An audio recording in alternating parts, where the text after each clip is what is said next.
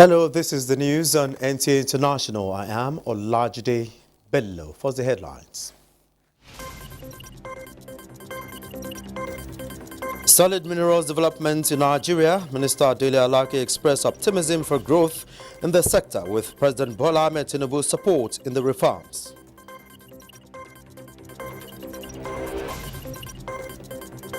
Nigeria joins the rest of the world to observe Widows' Day with a call for the need to recognize address the plight and challenges faced by these seemingly voiceless segments of the society.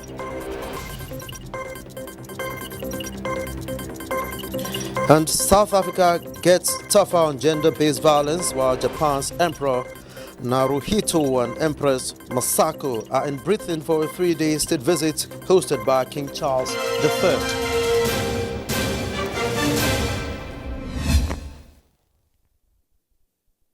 Solid Minerals Development Minister Dele Alake has commended President Bola Ahmed Tinubu for supporting reforms in the solid minerals sector, assuring that the National Gold Purchase Program will increase the country's reserve and boost the Naira's value, presenting the symbolic latest gold bar sourced from artisanal and small gold miners and refined by agency of the ministry. The Solid Minerals Development Fund, to meet the London Bullion Markets Association good delivery standard. Recently, Alake said the refined gold will be sold to the Central Bank of Nigeria to bolster foreign reserves. Alake said this event marked the first commercial transaction under the National Gold Purchase Program, NGPP. The centralized offtake scheme supported by a decentralized aggregation and production network of artisanal and small-scale miners and cooperatives. He pointed out that this has increased the nation's foreign reserves asset and shown that using the Nigerian Naira to purchase a liquid asset traded in United States dollars such as gold is viable strategy. Alake added that this transaction has also underscored the potential of the National Gold Purchase Program to enhance physical and monetary stability. President Tinubu commended the ministry for achieving a major milestone in the administration's drive to diversify the economy. The president acknowledged this as another concrete step toward the diversification process under the Renewed Hope agenda. The Federal Ministry of Environment has expressed deep concern about the ongoing cholera outbreak in some states of Nigeria, which has tragically claimed many lives and affected many countries. A statement signed by the Minister of State for Environment, Isiaq Salako, says recent situation reports from the Nigeria Center for Disease Control indicated a total number of 1,159 suspected cases, 65 confirmed cases, and 30 deaths across 30 states. The states most affected, contributing 90% of the total cases, include Bayelsa, Lagos, Zamfara, Abia, Bauchi, Cross River, Ebonyi, Delta, and Katsina. It states that the Federal Ministry of Environment is actively involved through the Department of Pollution Control and Environmental Health and the Environmental Health Officers Registration Council of Nigeria in activities to break further transmission of the deadly disease through water and food testing to identify sources of infection, environmental sanitation campaigns, and household water chlorination, while arrangements are also being made to support states most affected by the outbreak with chlorine solution, tablets, water and food testing resources, IEC materials, and technical advisory. The Federal Ministry of Environment says sustainable human and environmental interaction is key to cholera prevention and control, urging the public on cholera preventive and control measures to avert further spread and strengthen collaboration with the health authorities and other stakeholders in line with the One Health approach of the federal government of Nigeria.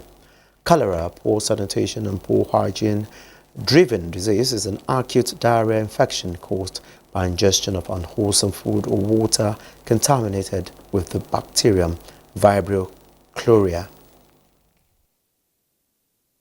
In a bid to ensure an improved and efficient service delivery, the federal government has reaffirmed its commitment towards prioritizing the welfare and development of all civil servants in the country. President Bola Tinubu stated this in a message to the award and gala night event in commemoration of 2024 Civil Service Week. Haman Jabani reports that 39 civil servants were awarded with the 2024 Civil Service Reward and recognition, with each receiving the sum of 500,000 naira under the NTAi Memorial Endowment Fund grant support.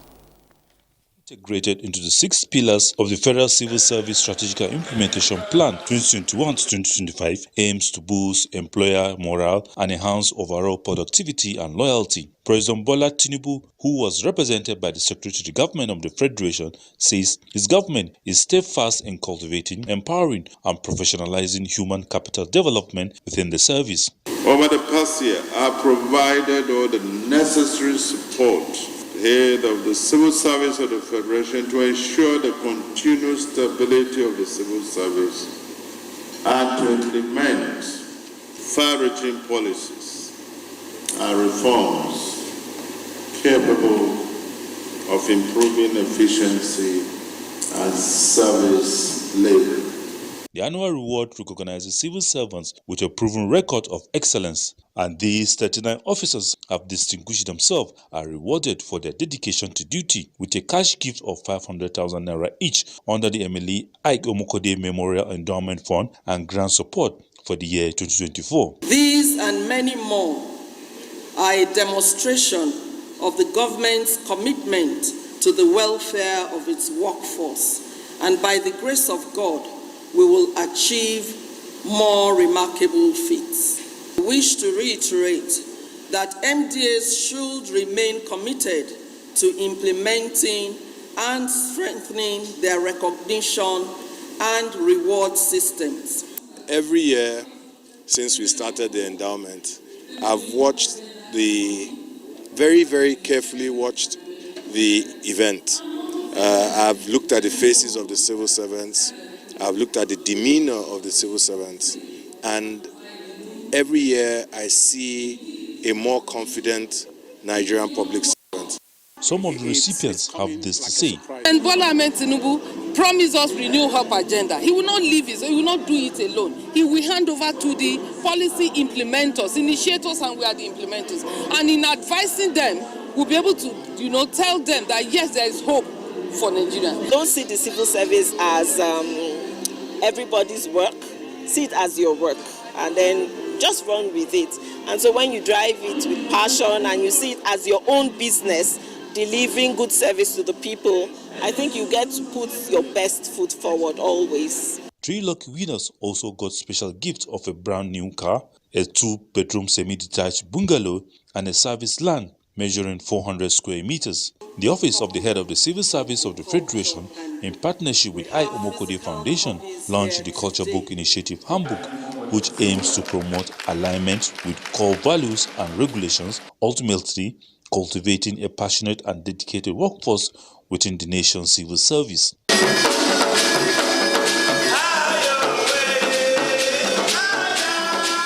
Haman Jabani, NTA News. Activities lined up to celebrate this year's Civil Service Week was climaxed with a special Thanksgiving church service with the head of the Civil Service of the Federation for Lasha Deyemieso in the lead at the church in Abuja. Haman Jabani again reports.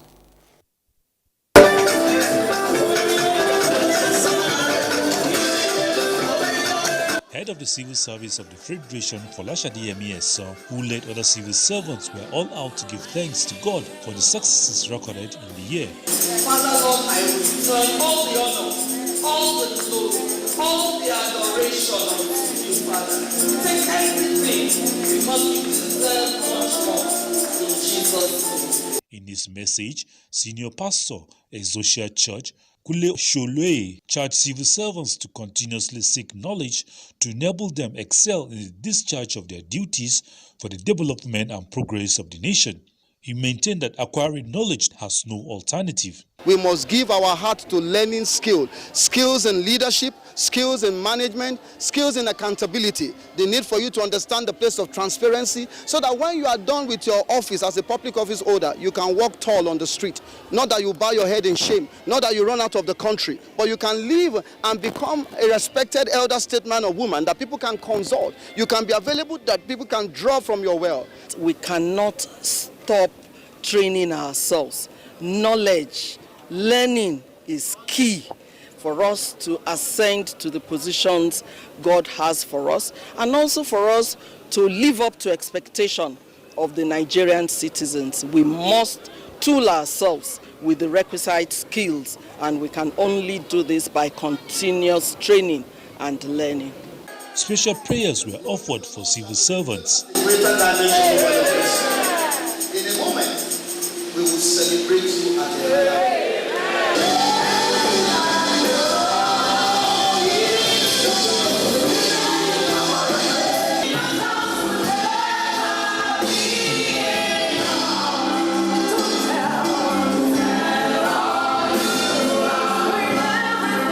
Hamman Javani, NTA News.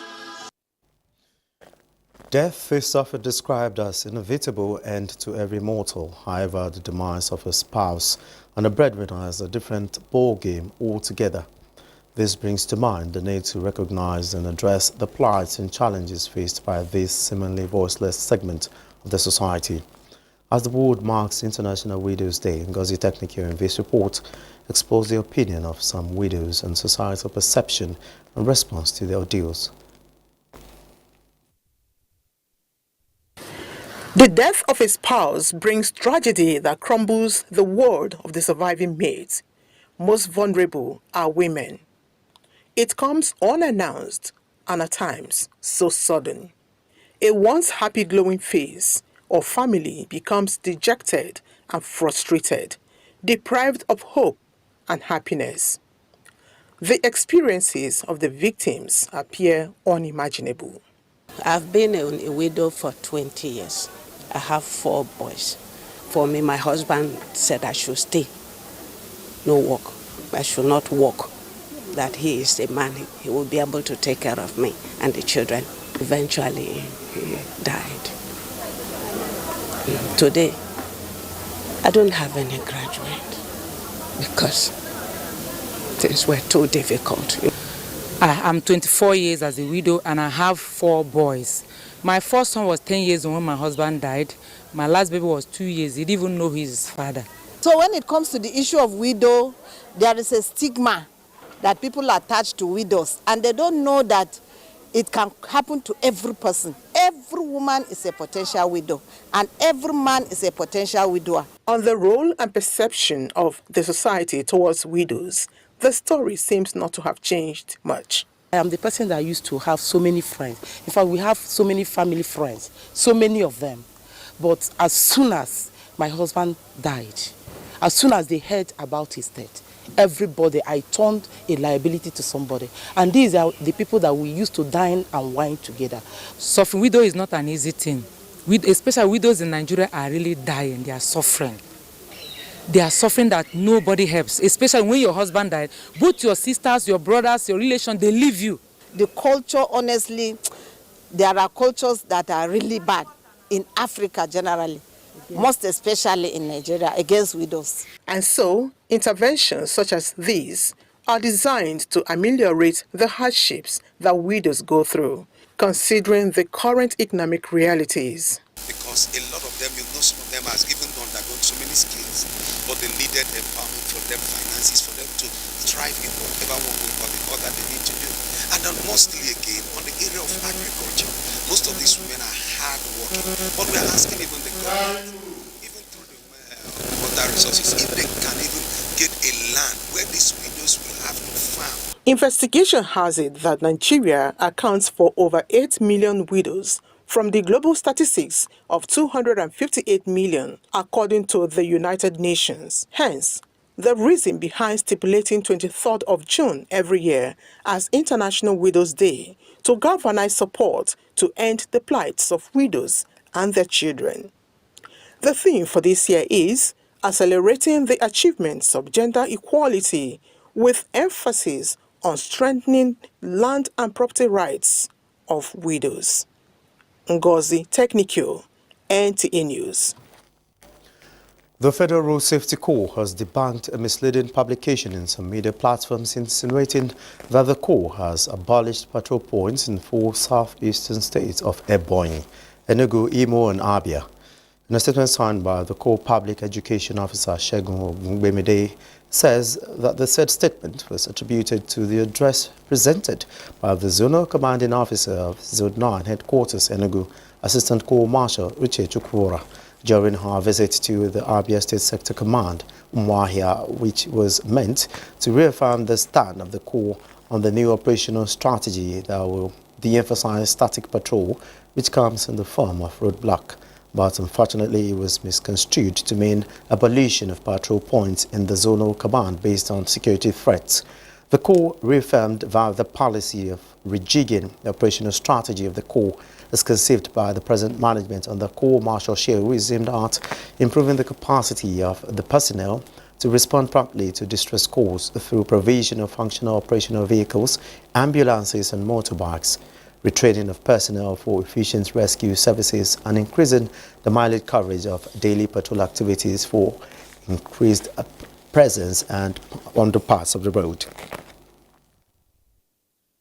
A raging fire early Sunday morning gutted the Christ Embassy Church headquarters along Kudirat Abiola Way, Ikeja, Lagos, destroying property worth several millions of naira. Jennifer Igwe has details. Although the fire, which started in the early hours of Sunday, has been contained and prevented from spreading to other structures around, it has severely damaged parts of the church building. What we start looking at is the secondary challenge, like collapse building, which we don't want, like anything that can, the reignitions of the fire. These are the things we are looking at as in the secondary survey, and we are doing it perfectly with all the teams. There's no mortality, there's no morbidity. We are still carrying out rescue operation and recovery. After that, we will conduct holistic investigation. Then we'll be able to tell the good people of Lagos State what led to this. They have the fire hydrants that they are using. Some of their men were trained in the fire operations. So, and you can see us working together. But we still have pockets of fire inside, and the Lagos State Emergency Management Agency has assured that it will not escalate. But what we're saying, we have emergency responders still on ground working. And because we cannot be allowed to go beyond this point, we don't know exactly what is happening inside. So we'll keep you posted. But there's one important point that the emergency agency mentioned, and the fact that the church has a vibrant fire safety department and hydrant that is helping them. In Lagos, Jennifer, NTA News. This is the news on NTA International. It's time to take a short break. More news when we return. Please stay with us. Glad to know you're still there. Japan's Emperor Naruhito and Empress Masako arrived in Britain for a 3-day state visit hosted by King Charles III. The royal couple are to spend Sunday and Monday at private engagements before the official program begins on Tuesday. Naruhito, 64, will also go to Windsor Castle, west of London, to lay a wreath on the tomb of Queen Elizabeth II, whose state funeral he and Empress 60 attended in September 2022. With Britain in the midst of a general election campaign, it was not immediately clear if there will be a meeting with Prime Minister Rishi Sunak. Visiting heads of state typically hold talks with the Premier and opposition leader who address lawmakers in Parliament. But Parliament has been dissolved before the July 4 vote. The trip will be the Emperor's second official visit since his ascension to the throne in 2019, following a visit to Indonesia last year. For Charles V, it will be the third state visit he has hosted since he became king following the death of his mother. In 2017, female murderers or femicides rates were 5 times the global average, according to the Center for Constitutional Rights study. Consequently, 2 new bills aimed at tackling gender-driven murder, rape and physical assault have been signed into law. The legislation will help strengthen structures that improve the reporting and prosecution of cases. Stop killing us! Stop killing us! Community-based organizations at the forefront of addressing gender-based violence have welcomed 2 landmark laws enacted to tackle what South Africa's President Cyril Ramaphosa has described as the country's second pandemic. Very much excited to see, the government take a step in the right direction in terms of commitment and accountability for ensuring that issues of GBV are really elevated, and made a priority, because this continues to be a huge, huge challenge. Paula, the travelling caravan, was started by Nakazelo Nkube Mililu to address mental health issues in Johannesburg's poor communities. But gender-targeted crimes have taken over daily discussions. It is really bad.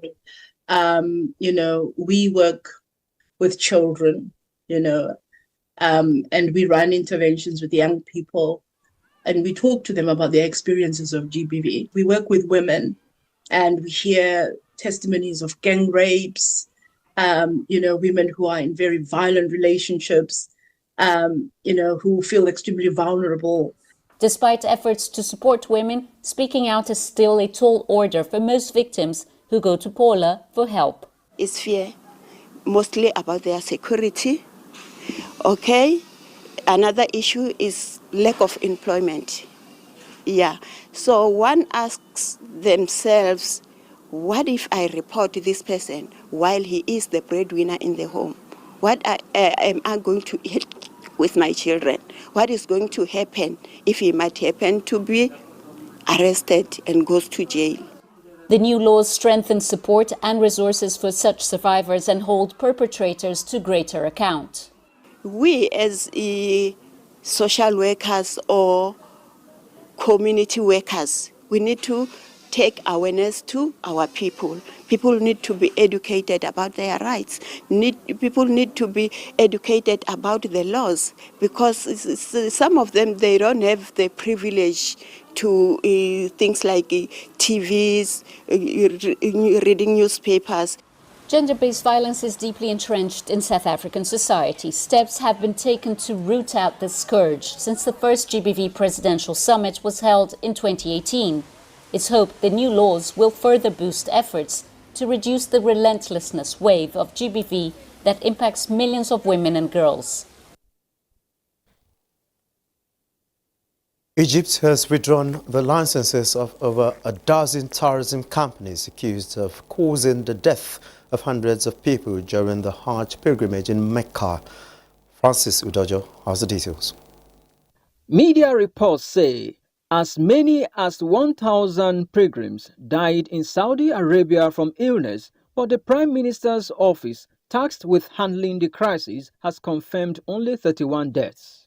The travel agencies are accused of deception, obtaining personal visit visas for their victims instead of Hajj visas. Pilgrims holding Hajj visas are entitled to medical treatment in Saudi hospitals, but holders of visit visas are not. Information revealed that most of the victims reportedly succumbed to exhaustion caused by the scorching summer temperatures as they trekked through the desert into Mecca to avoid arrest or deportation. Reports say more than 50,000 Egyptians officially participated in this year's pilgrim. Some pilgrims attempt to journey without permits, risking arrest and deportation. The accused travel agencies have been referred to the prosecutor for investigation. Francis Udojo, NTA News. Vice President Kashim Shettima has commiserated with the Chairman, Senate Committee on Judiciary, Legal Matters and Human Rights and Senator representing Northern Borno, Senator Mohammed Tahir Manguno, over the demise of his father, late Tijani Mohammed, in Maiduguri. Mohammed Goni reports. The funeral prayer for the deceased, attended by dignitaries from within and outside, including Nigeria's Vice President Kashim Shettima, was performed by the Imam Ideni of Borno, Imam Shettima Muhammad Saleh. It's a celebration of life, not a cause for mourning. May Allah grant his soul eternal rest and reward him with his Al-Jannah Firdaus. May Allah also give the family to fortitude to bear the irreparable loss. But in reality, it's a celebration of life. For someone to live to the ripe old age of 95 is a cause for celebration, not for mourning. Expressing his gratitude on behalf of the family, Senator Monguno thanked the Vice President, acting governor, and all who took time to pay condolence to the family. For one to die at 95 is a celebration of life.